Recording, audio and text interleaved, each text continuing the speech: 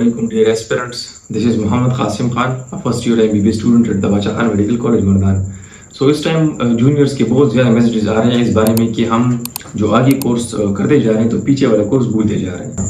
Revision कैसे करते हैं, रिवीजन कितने टाइम में करते हैं, मैक्सिमम कंटेंट हम शॉर्ट टाइम में कैसे रिवाइज कर सकते हैं, रिवीजन की फ्रीक्वेंसी क्या होनी चाहिए, और इसके अलावा जो चीज़ें हम भूल जाते हैं तो इस प्रॉब्लम का क्या करना है, रिवीजन को कितना टाइम देना है, और बहुत सारी प्रॉब्लम्स हैं.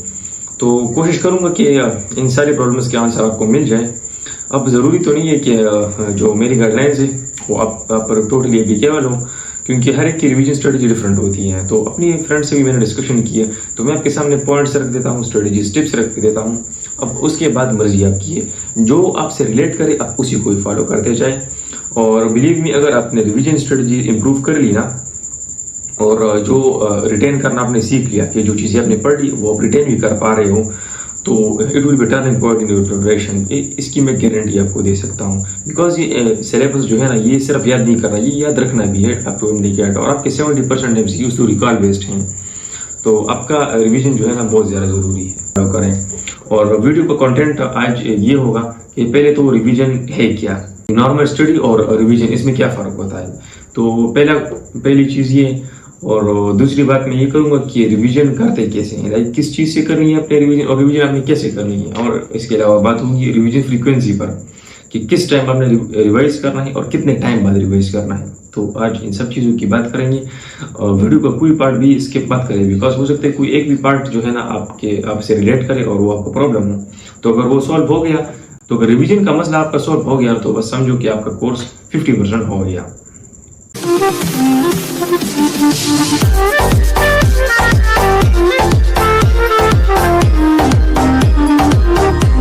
तो सबसे पहले और सबसे ज़रूरी बात वो ये कि आपको इसका डिफरेंस मालूम होना चाहिए. एक नॉर्मल स्टडी, कि आप नॉर्मली किस तरह बुक स्टडी कर रहे हो, और आप रिवीजन किस तरह कर रहे हो, इन दोनों में डिफरेंस होना चाहिए. देखिए, अगर आपको याद हो, पहली वीडियो में एक बात बताई थी आपको.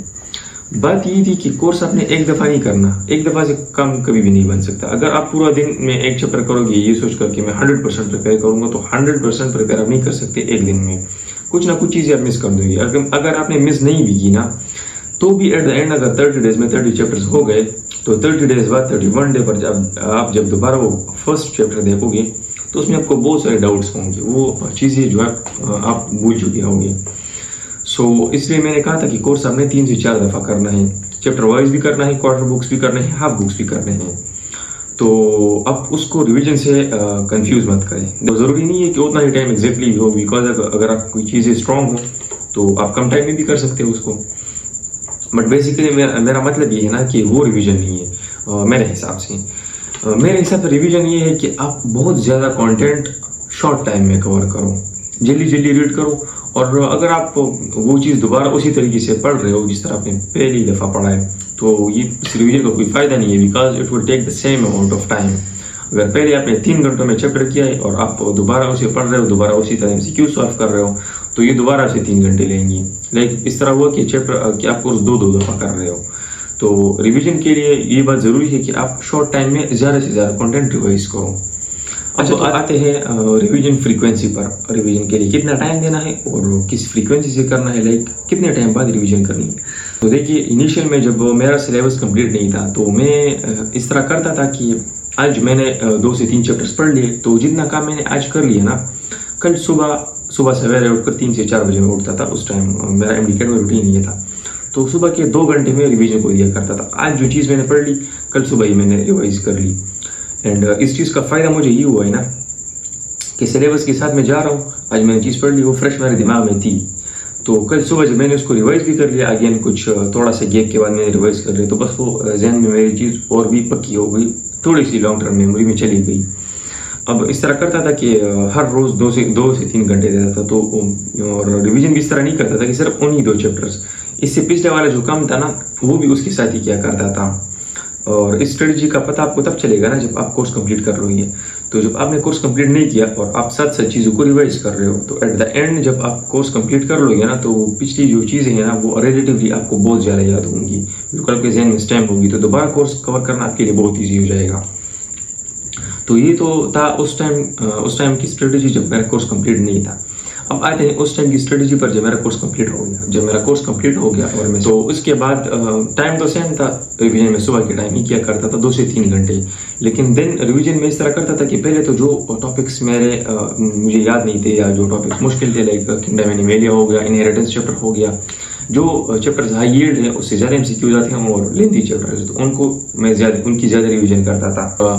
इसके अलावा ज़्यादा टाइम मैं शॉर्ट लिस्टिंग को दिया करता था।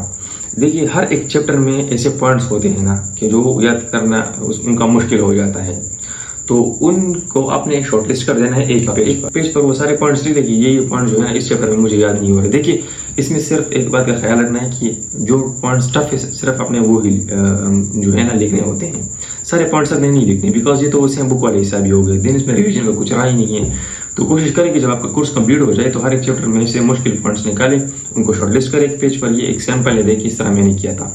एक पेज पर 2 chapters, 3 chapters depending on difficulty and length, तो वो मैं सारे उनके जो मेन पॉइंट्स होते थे, टफ पॉइंट्स होते थे, वो मैं लिख ले रहा। तो उसका फायदा ये था ना कि ये सारे पॉइंट्स अब मैं रेगुलरली रिवाइज कर रहा हूँ ना, तो जो मुश्किल टॉपिक्स होते हैं, मुश्किल पॉइंट्स होते हैं, याद नहीं हो पाते थे, रेगुलर रिवीजन से वो भी मुझे याद हो जाते थे। कोर्स भी कंप्लीटेड था और अब जो टफ पॉइंट्स है उन पर भी मेरा ग्रिप स्ट्रांग होता गया। तो एक स्ट्रेटजी भी मैंने यूज की थी आफ्टर कोर्स कंप्लीशन, जब मेरा कोर्स कंप्लीट हो गया।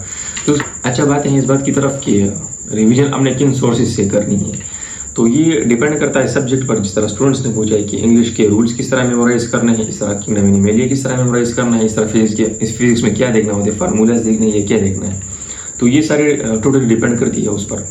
तो सब्जेक्ट वाइज के हवाले से पहले बायोलॉजी की तरफ आते हैं। बायोलॉजी तो बायोलॉजी का सेम तरीका, इनिशियल में तो वो सेम स्ट्रेटजी है जो आपने आज पढ़ा है, कल सुबह रिवाइज करो। जब आपका कोर्स कंप्लीट हो जाए तो बायोलॉजी के जितने मुश्किल पॉइंट्स होते हैं वो आप शॉर्टलिस्ट करें और उनको रेगुलरली रिवीजन दे दें, ताकि जो मुश्किल पॉइंट्स होते हैं ना उन पर आपका ग्रिप बन जाए। तो जब आपका कोर्स भी कंप्लीट हो जाए और जो मुश्किल पॉइंट्स होते हैं, जो मुश्किल चैप्टर्स होते हैं जिनको आपने शॉर्टलिस्ट किया हुआ है, और मैं तो आपको यही रिकमेंड करूँगा कि हर एक चैप्टर के मुश्किल पॉइंट्स लिख लें, क्योंकि हर एक चैप्टर में होते हैं, जाहिर सी बात है 13 to 14 चैप्टर्स हैं, लेकिन हर चैप्टर में जो है ना कुछ पॉइंट्स होते हैं जो इंसान भूल जाता है, तो उनको शॉर्टलिस्ट करें, बार बार रिवाइज कर ले। जब ये सेकंड फेज का रिवीजन, यानी जो मुश्किल चैप्टर्स है उनका रिवीजन भी आपका कंप्लीट हो जाए और आपका फुल बुक पे ग्रिप स्ट्रांग हो जाए, मैं आपको रिकमेंड करूँगा कि बायोलॉजी का बुक जो है ना वो मैथ्स कंप्लीट किया करें। उसका फायदा ये होगा कि हर रिवीजन से आपको एक नया पॉइंट मिलेगा। जब आपका बुक पर ग्रिप स्ट्रांग होना तो रिवीजन आपके लिए बहुत ईजी हो जाती है। आप जस्ट बुक को रीड करते जाए, जस्ट रीडिंग, याद नहीं करना, बस जस्ट रीड करना है। तो ज़्यादा से ज़्यादा जो है ना 4 घंटे लगेंगे फर्स्ट ईयर बायोलॉजी रीड करने में, या 3 घंटे लगेंगे, या दिन को आपका रिवीजन हो जाएगा। तो हर 2 से 3 दिन बाद एक बार बुक को रीड कर लिया कर, इस तरह से आपकी बायोलॉजी की रिवीजन हो जाएगी।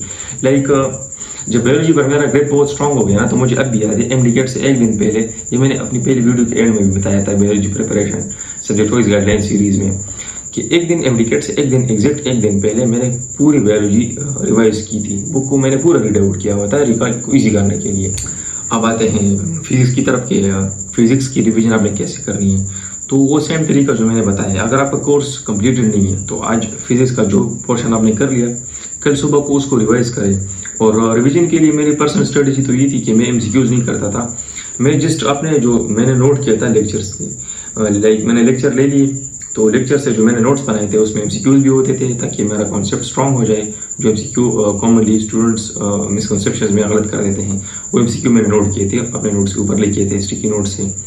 तो वो एमसीक्यूज के साथ देखता था, सॉल्व नहीं करता था, बस वो सॉल्व एमसीक्यू ही देखता था। इसके अलावा जो फार्मूलाज कॉन्सेप्ट हैं वो सारी चीज़ें मैंने नोट्स में लिखी थी, तो मैं उन नोट्स से रिवाइज किया करता था। जब आपका फिजिक्स कंप्लीट हो जाए, देन कोशिश करें कि शॉर्टलिस्ट करें, फार्मूला, शॉर्ट ट्रिक्स, ये सारी चीज़ें शॉर्टलिस्ट करें और उसको रिवीजन दे दें। और इसके अलावा जो एमसीक्यू आपसे अपने एमसीक्यू बुक में सॉल्व किए हैं, तो उन एमसीक्यू पर एक नज़र दौड़ाया कर। उसको सॉल्व करने की ज़रूरत नहीं है रिवीजन में, ये तो फिर वो सेम वाला हिस्सा हो गया कोर्स कंप्लीशन का। तो कोशिश करें ना कि जो आपने एमसीक्यू ऑलरेडी अटेम्प्ट किए हैं उन्हीं एमसीक्यू को बस देखा करें, उसकी सोल्यूशन और उसकी एक्सप्लेनेशन देखा करें, इतना भी इनफ हो जाएगा। और जब एट द एंड जब आपका कोर्स कंप्लीट हो जाए, तो फार्मूलाज हर एक चीज़ पर आपकी ग्रिप स्ट्रांग हो जाए, देन फिजिक्स के लिए आपको इतनी रिवीजन की ज़रूरत पड़ेगी नहीं। बस आप अपने नोट्स फार्मूलाज रिवाइज करें और एमसीक्यूज उसके साथ क्या करें। लेकिन जितना ज़्यादा आप एमसीक्यू की प्रैक्टिस करेंगे ना, तो उतना ज़्यादा आपका फिजिक्स पर स्ट्रांग ग्रिप होगा, उतने ज़्यादा आपको फार्मूलाज रिटेन होंगे जहन में। तो फिजिक्स में रिवीजन इतनी ज़्यादा ज़रूरी नहीं है जितना कि प्रैक्टिस है। जितने आप ज़्यादा प्रैक्टिस करोगे, जितने ज़्यादा MCQs देखोगे, उतना ही ज़्यादा सिलेबस पर आपका ग्रिप होगा और चीज़ें आपको याद रहेंगी। तो अब आते हैं इंग्लिश की तरफ। इंग्लिश भी स्टूडेंट्स को इसमें बहुत मसला होता है। तो देखिए, इंग्लिश पर तो मैंने ऑलरेडी ये वीडियो अपलोड कर दी है। इससे आपके इंग्लिश के मेजॉरिटी डाउट्स के लेक्चर कौन सा लेना है और इसके अलावा किस तरह करना है, रूल्स कैसे याद करना है, ये सारी चीज़ें तो आपको इधर ही मिल जाएंगी।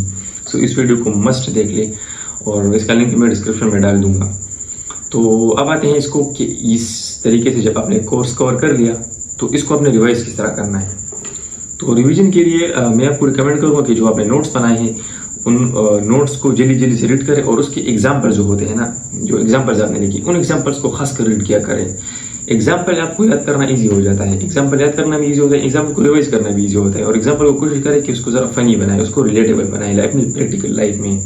लाइक कंडीशन के जो सेंटेंसेस होते हैं ना, उसमें अपने फ्रेंड को मेंशन किया करें या अपनी लाइफ को मेंशन किया करें, कुछ भी मेंशन किया करें।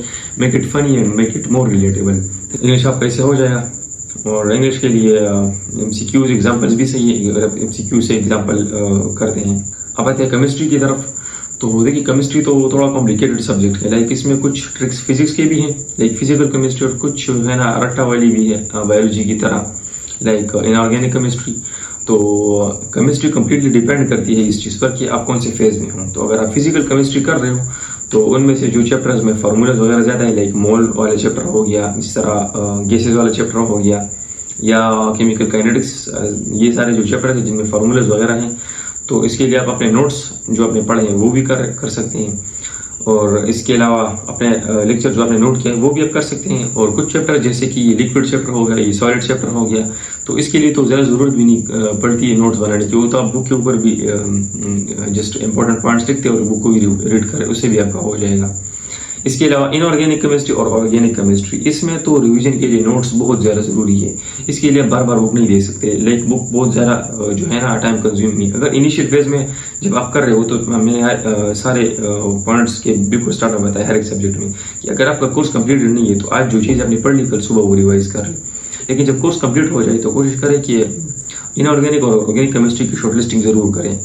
शॉर्ट लिस्टिंग का फ़ायदा ये होगा कि सारे मुश्किल पॉइंट्स या इंपॉर्टेंट पॉइंट्स तो उनका एक स्केच आपके जहन में बन जाएगा, तो फिर वो भी आपसे नहीं बोलेंगे। इनऑर्गेनिक ऑर्गेनिक केमिस्ट्री की शॉर्ट लिस्टिंग ये बहुत ज़्यादा ज़रूरी है।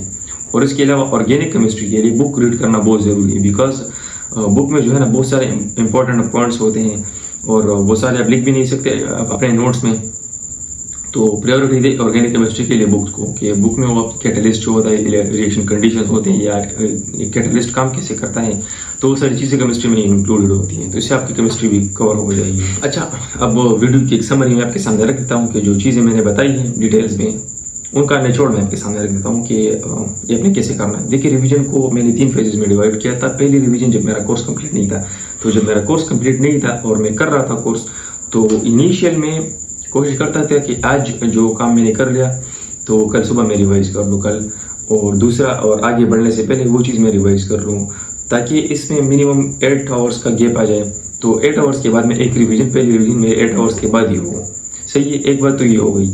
अब जब आपका कोर्स कंप्लीट हो जाए, इस तरह के हर एक रोज़ आपने कल वाली चीज़ पढ़ी हो, तो इससे आपका जो सिलेबस पे ग्रिप होगा वो स्ट्रांग हो जाएगा। तो जब आपका सिलेबस कंप्लीट हो गया, देन उसमें हर एक चैप्टर के जो मुश्किल पॉइंट्स होते हैं उनको शॉर्ट लिस्ट करें।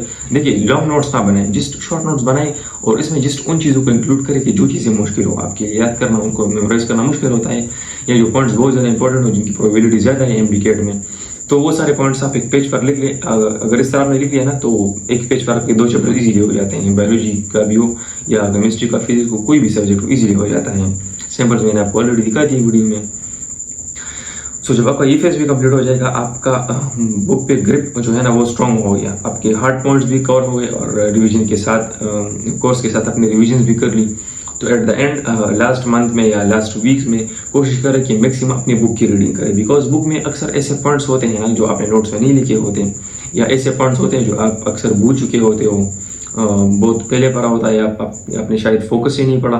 तो एट द एंड कोशिश करें लास्ट फेजेस में, लास्ट डेज में, कि आप ज़्यादा फोकस बुक पे करें और नोट्स, शॉर्ट नोट्स वगैरह ये स्टार्ट में करें, ताकि जो डिफ़िकल्टी है आपकी, जो डिफ़िकल्ट टॉपिक्स है वो आप पढ़ लें। और जिस तरह मैंने सब्जेक्ट वाइज का बताया है, सब्जेक्ट वाइज आपने इस तरह करना है कि बायोलॉजी के लिए शॉर्ट लिस्टिंग, फिजिक्स के लिए फार्मूलाज देख ले और MCQ सॉल्व, MCQs एक्सप्लेनेशन बस उसकी ये देख ले, ये भी आपके लिए इनफ हो गया अगर आपके पास टाइम कम है। और इसके अलावा इंग्लिश के लिए रूल्स और उसके एग्जाम्पल को रिलेटेबल बनाए, इजी बनाए और फनी टाइप बनाए, इससे भी आपका हो जाएगा। और इसके अलावा जो सबसे इम्पोर्टेंट बात पहले मैंने बताई है कि इसको आपने कंफ्यूज नहीं करना कोर्स के साथ। कोर्स आपने 4 से 5 दफ़ा कवर करना है, या मिनिमम 3 से 4 दफ़ा तो आपने करना ही है, ताकि आपका इस पर ग्रिप स्ट्रांग हो जाए। लेकिन इसका मतलब ये नहीं है कि आपने एक दफ़ा कर लिया, दूसरी दफ़ा आप कर रहे होती है, दूसरी दफ़ा आपका रिवीजन हो गया, ये रिवीजन नहीं है। रिवीजन इस तरह है कि शॉर्ट टर्म में आप ज़्यादा से ज़्यादा कंटेंट को रीड कर रहे हो, और रिवीजन को आपने डेली बेस पर 2 घंटे देने हैं। लेकिन इस तरह नहीं करना कि 3 से 4 दिन बाद आप रिवीजन करो। हर दिन चाहे आपके पास टाइम कम 1 घंटा दे, लेकिन डेली बेस पर रिवीजन क्या करें, इसका एक स्टेमिना बना लें। So that is all about revision. उम्मीद है आपको इससे बहुत ज़्यादा आइडियाज़ मिल चुके होंगे जो रिलेटेबल है, जो आप अप्लाई कर सकते हैं। तो थोड़ी रद्दोबदल के साथ वो अप्लाई करें, इंशाल्लाह आपकी प्रिपरेशन इससे काफ़ी स्ट्रॉन्ग हो जाएगी। जो चीज़ें आपने पढ़ी हो वो भी आप रिटेन कर पाओगे। अच्छा, इसके अलावा जो भी आपको प्रॉब्लम्स आ रही है ना अपनी प्रिपरेशन में, तो कोशिश करें कि ये मेरा इंस्टाग्राम है, इसका लिंक भी मैं डाल दूंगा डिस्क्रिप्शन में। इंस्टाग्राम पर मुझे फॉलो करें एंड देन आप मुझे मैसेज कर सकते हैं जो भी आपका इशू हो। कमेंट में भी आप पूछ सकते हैं, और अगर इशू ज़्यादा हो या आप DM करके बताना चाहे, डिस्कस करना चाहे, तो ये मेरा इंस्टाग्राम है। थ्रू इंस्टाग्राम आप वो मुझे मैसेज कर सकते हैं। Thank you so much for watching and अल्लाह हाफिज़।